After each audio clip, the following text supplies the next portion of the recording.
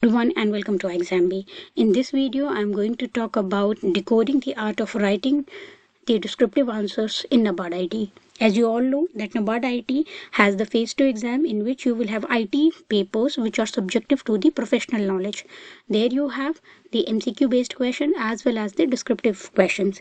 For the descriptive questions, you have to write the answers just like English descriptive essays or précis or letter.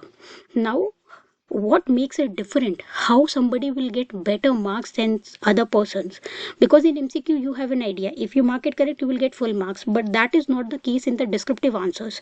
So you have to have some sort of strategy which will help you to write a very different good looking answer which is content rich at the same time. This will help you to gain a lot of good marks in your selection. Now, what are the points that you have to take care while writing a descriptive answer? So here there are some points which I have decoded for you.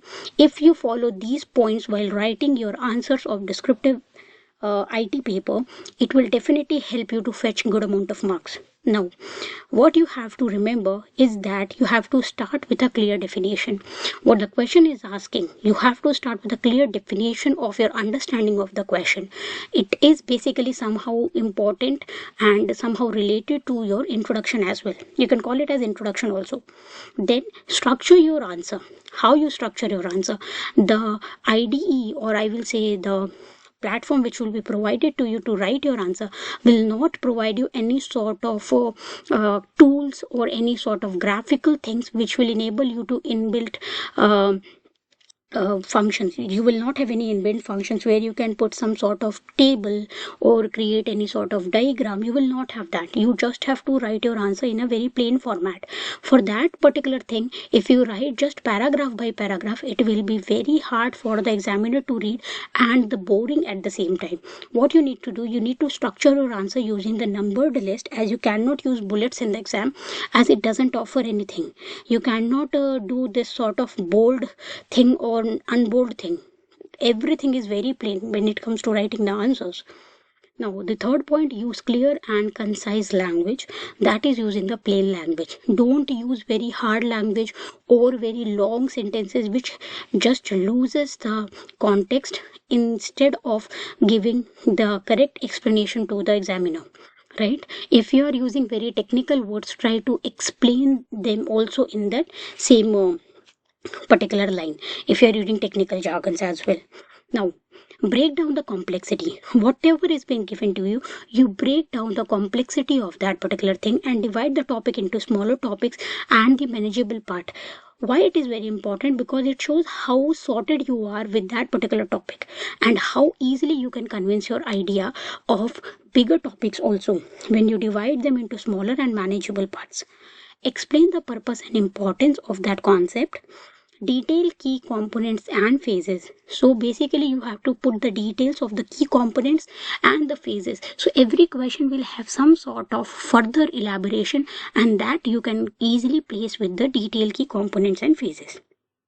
Provide examples and analogies, and it will be very good if you provide a real-time example, because it will show that you are application based person. Discuss variations or model if applicable or time permits. So this particular thing, like if you want to have certain idea, you have a certain idea on a particular topic and there are variations also related to that topic, you can also discuss that, but it is not a mandatory sort of thing. If applicable or if the time permits, then only you do it, otherwise you can leave this. Highlight the benefits and challenges related to that topic. If there are any benefits or challenges related to that topic, you should highlight that as well. Then conclude with a summary. So it will show how easily manageable every part was and how you put your understanding for a summary as well. So these are the points. Just whenever you write an answer, after writing an answer, just check whether you covered these points or not. If not, try to do that in the very next answer writing. So while the time you will keep practicing like this, on the day of the exam, you will be in a very good position to write a good answer. Now I will give you an example to show how to write a good answer. This particular question came in one of the NABARD previous year exams, which is what is the software development life cycle. So they just gave you a very simple question, what is the software development life cycle? They know that everybody will know the answer. What they want is how different one person thinks from the another and how detail oriented and how technical they are. So when it comes to writing a technical question, you have to think from all the points which we have discussed before this. Now, if I will be writing this answer, how I will be writing? Because it is not asking for any particular software development life cycle. It is talking about the entire procedure of software development life cycle. I will first give an introduction. You can pause the video, you can read the introduction, and you can see that with a very simple and plain language, not having so longer sentences without any comma, I am putting everything in a very short manner. So introduction has to be for 4-5 lines, that is maximum. Okay, not more than that. Otherwise, it will also make the answers look very long and you will waste a lot of energy there. Okay, so 4-5 lines is maximum limit for the introduction. Once you are done with the introduction, give a blank space of 1 or 2 lines and then start the body of the answer. Now, I will highlight the importance of SDLC. Why SDLC is being used, why SDLC is important, and this will I will just show this data with some sort of points, because I cannot use bullets, I cannot use a diagram, I cannot draw anything, I cannot have tables. So all these things are my limitation. I can only do one dot and then write a point. So it will increase the readability of my answer. So what I'm going to do here is to provide a numbered list. Now, phases of SDLC, because not specific SDLC is being asked, so I will focus and keep my concentration to a particular SDLC as a life cycle only.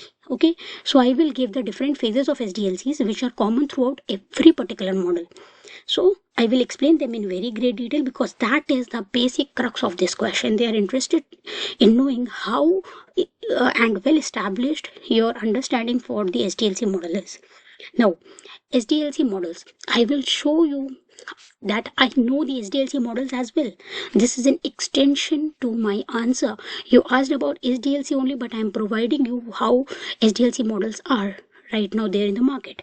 And I will say some of the popular models like waterfall model, agile model, V-shape model, spiral model, and I will just give a short summary of everything in 1 or 2 lines. This will give the spectrum of knowledge that I carry with the SDLC. Now I will wind up my answer with a conclusion which will say that SDLC uses and importance and the roadmap. Okay. So this is how you structure a particular answer. You might feel this is very good and this is very obvious that you have this sort of arrangement, but at the exam when you are writing the answers, it is not that obvious. You might feel lost while writing because you don't have control, because you haven't practiced, and when easy question comes, sometimes people lack to put the understanding because it is very much clear to them and they don't want words and they don't have words to put that understanding into words. Okay, so I hope this question was helpful for you, and don't underestimate the easiness of the question, because this particular question is easy for everyone, but how you write it makes a difference. Okay, how presentable you write it makes a difference, and you don't have plenty of tools to make it presentable. You have very limited number of things, that is only the numbered list and the paragraph spacing. So utilize that properly, make short paragraphs, make sure you use this numbered list and write your answer. So if you like this video and you got an idea how to write English descriptive answers, or let's say IT descriptive answers, because descriptive answers when it comes to technical, they are a little bit different from English descriptive, but at the end the main crux is same only. So it might help you for an understanding for English descriptive as well, which is also the part of phase 2, right? Now if you like this video, do hit the like button, share this video, and follow our page and follow our YouTube channel so that you never miss an update from our side. We also have a course for NABARD which will help you throughout the process from phase 1, phase 2 and the interview. If you want to visit that particular course, you can go to the website, that is www.ixamBee.com, or you still have any question, you can mention that in the comment section, or you can reach out to us or the number which is being flashed on the screen right now, or the ixamBee email ID. So that was all from my side. See you in the next video. Keep practicing and stay updated.